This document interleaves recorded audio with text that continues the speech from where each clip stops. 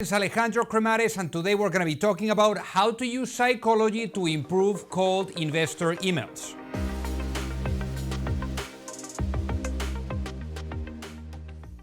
So before we get started, make sure that you hit that subscribe button, and this way you will never miss out on any of the videos that we roll out every week. So investor emails are essential.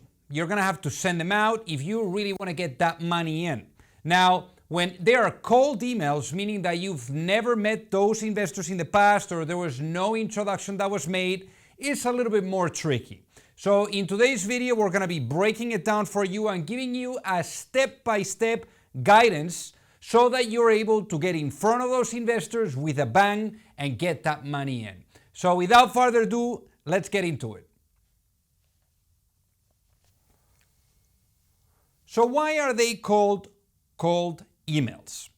Essentially, what you want to do is typically get the introduction, someone in common that you have with the investor, someone that could perhaps make that warm introduction so that you have that social proof. Now, if you don't have that and you need to go direct without having ever met that investor in your life, that is essentially a cold email.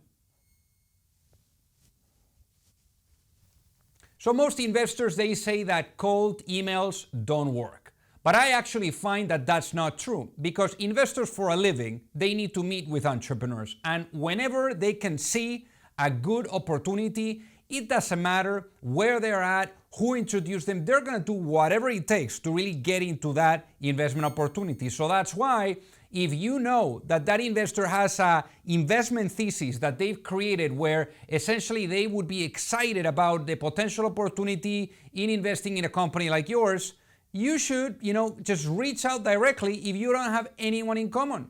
So in my opinion, I believe that cold emails actually work because those investors for a living, they invest. Now, having that introduction from someone, it helps. It helps them to get more trust, as a social proof, as knowing that there's people in common that you guys shared, but ultimately is not necessary. So if you do not know anyone, you can just reach out, and believe it or not, it actually works. So how do you make it work for you? At the end of the day, what you want to do is you want to go after people that are going to be very inclined to invest in your business. Now, how do you find those? I mean, you can use tools like Crunchbase, PitchBook, Mattermark, and essentially with those tools, you're going to be able to identify who are the investors that have been very active in the last 6 to 12 months investing in companies that are similar to yours, that are investing either in your geographic location, in your industry, in your financing cycle, meaning the ticket size that you're seeking. And those are the ones that you're going to be reaching out to. So you need to make it work for you, and you need to make sure that that investor aligns with exactly what you have going on. So the first thing is choosing the right subject line. Without a good subject line, they're not even going to open your email. And those investors, for the most part, they're extremely busy individuals. They're receiving hundreds of emails a day, and you need to make sure that you're standing out. So some things or ingredients that you want to take into consideration when crafting that subject line are the following. Email subject line should not exceed 45 to 60 characters. Use questions to generate enticement. Share statistics and numbers to be precise. Use references and names that are familiar. Use simple yet powerful words to convey your message. Once you've come up with the actual subject line, then it's time to come up with the body of the email that you're going to be drafting.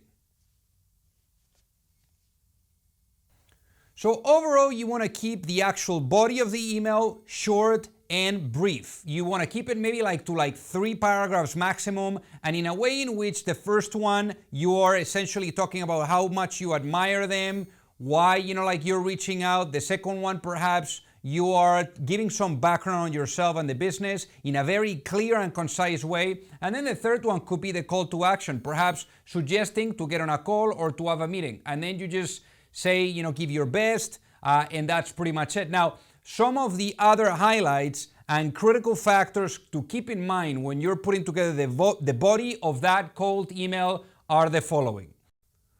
Provide a quick introduction of who you are. Let them know you're familiar with their investment practices. Highlight some facts and statistics in numbers and figures. It is best to use bullet points and bold italics to highlight important points. You also need to make sure that it's personalized. The last thing that you want is to just grab a template that you're using to mass email everyone and use the same one. You want to maybe use things that you may have in common. Maybe you guys support the same team. Maybe you went to the same university. Anything that you have in common or anything that you've read. Maybe there's an article where they were mentioned, that it was a good article on them. Perhaps you could use that and throw it in the email so that they can see that you've actually been following them, that you know them well, and that actually you've been basically sitting down and crafting that email yourself. Now, some of the things to consider when you are thinking about personalizing the email could be the following. Name of the companies that they invested in.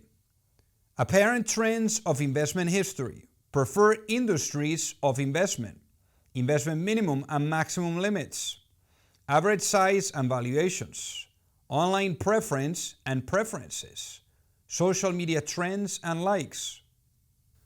The next thing is to really tell a story. You want to leave those investors in a way that you're touching them, you're moving them, and you're inspiring them with whatever you're sharing about your business, especially when you're giving some background as to what you're doing. Now, when you're thinking about the storytelling side of it, some of the key things to consider are the following. Point out how the world is and has a certain underlying problem. Draw attention to the changing environments and conditions in the world and the solution that you're bringing. Point out a transformation shift that has already taken place in the world and how your company is part of it. You can also add other things in there where you're telling the story. You can talk about why in first place you got, really involved in this business, like what were the sequence of events that really led you to actually starting this business and why you're so passionate about this business. Then you can talk about the market, perhaps why it's growing, why you're right now in a blue ocean strategy, why it's the right time in history to really execute doing what you're doing. And then perhaps the how. You can talk about the team that you've perhaps assembled, some of the accomplishments that you've done, some of those metrics, and really making it or closing it with a bang, that story, so that they are really captivated, and also a story that is relatable to them, perhaps on the problem or the solution that you're bringing to market, given some of the past experiences that that investor may have. From a psychology perspective, you also want to throw a lot of validation in there. So you should do some name dropping, especially if you have people in common. You can go on LinkedIn and see who you share in common with that specific investor. Maybe there's people that from the same school that you've attended, that you have in common, maybe the professor. Maybe it's a colleague on one of your former jobs that also knows that investor. Or maybe there's like an association that you both are part of and there is someone there in common as well. It's always nice to throw some names and last names because that's going to be familiar to that investor. They're going to feel like at home when you're sharing some of those names and last names. So that's critical as well for the social proof component aspect of it. So drafting a cold email is not easy. I mean, that's the truth, but there's always great templates out there that you can use. But again, you want to personalize those so that it comes across in a way that is strong and powerful. So hit a like on this video and then also leave a comment and let me know how you're thinking about sending out emails to investors. Subscribe to the channel so that you don't miss out on all the videos that we're rolling out every week. And if you're raising money, send me an email at alejandro@pantheraadvisors.com. I would love to help you out with your fundraising efforts. Thank you so much for watching.